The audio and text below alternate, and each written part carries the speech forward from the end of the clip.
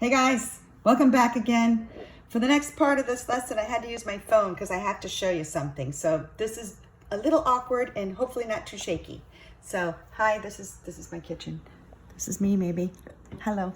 So if you are in the classroom right now, if you look behind my desk, then I have a blue bucket of like these spinner things. You can't quite tell what they look like right there. But in this activity, you guys were all supposed to have a spinner so that I could try to teach you rotations by spinning things.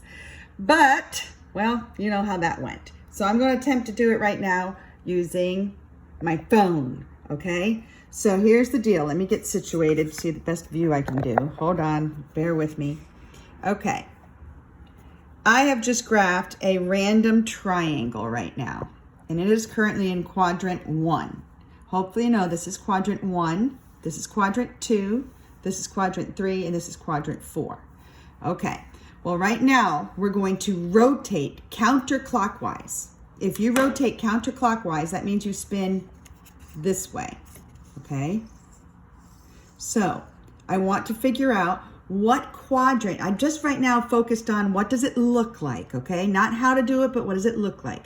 We want to learn what quadrant the shape ends up in if you spin counterclockwise 90 degrees, 180 degrees, and 270 degrees, okay? Well, 90 degrees, and by the way, this spot right here, this little black line, this is considered 0 degrees. And just like a right angle, up here, this would be 90 degrees. So if I take this black line and I spin it 90 degrees, it puts that black line up here. And can you see that that shape ended up, now it's in quadrant 2. So that's a 90-degree counterclockwise rotation, okay? If I start in quadrant 1 and I spin 90 degrees, it ends up in quadrant 2 like that, okay? Now we're gonna go back. Here we are, quadrant 1 again, spinning 180. Well, maybe you know what that means. If you do a 180 on a skateboard or a bike or in person, I don't know. If you do a 180, it just means you turned around. So if I do a 180, this black line over here, this black line over here has to spin all the way over to over here, okay? 90 degrees means the black line goes here. 180 means it's gonna go here. So if I spin 180, what quadrant will that triangle end up in? That's 90, and this is 180, okay? So, spinning 90 degrees basically moves it 1 quadrant away. Spinning it 180 moves it 2 quadrants away. 1, 2, okay? Go back to the beginning. Now I'm gonna spin it 270 degrees.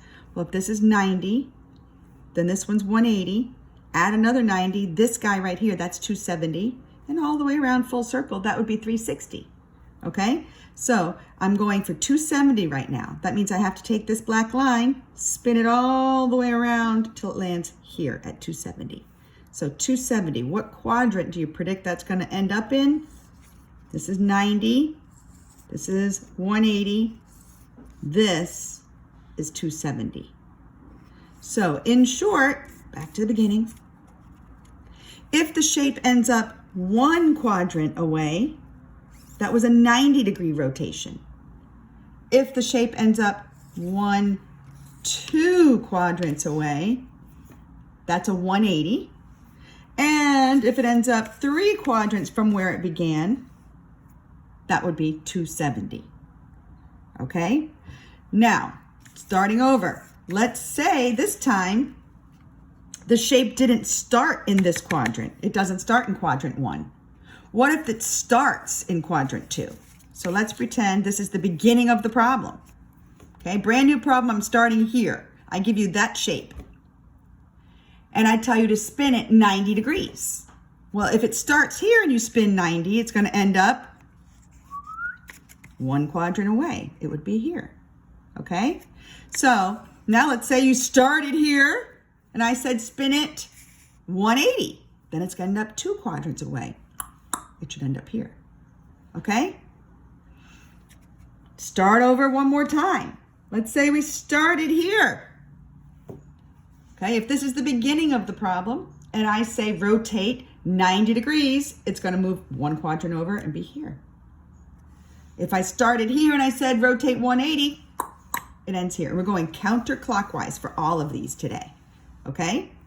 So now what I want to do is just, again, we haven't really looked at how you do it when you have to graph it yourself yet. We'll do that in a minute. Right now, I just want you to be able to predict what quadrant the answer would end up in, okay? So again, 90 degrees, you move one quadrant over. 180, you end up moving 2 quadrants, you'd be here, and 270 is 1, 2, 3 quadrants. Okay, I'm going to stop this part of the video and go back to where we were on the last one.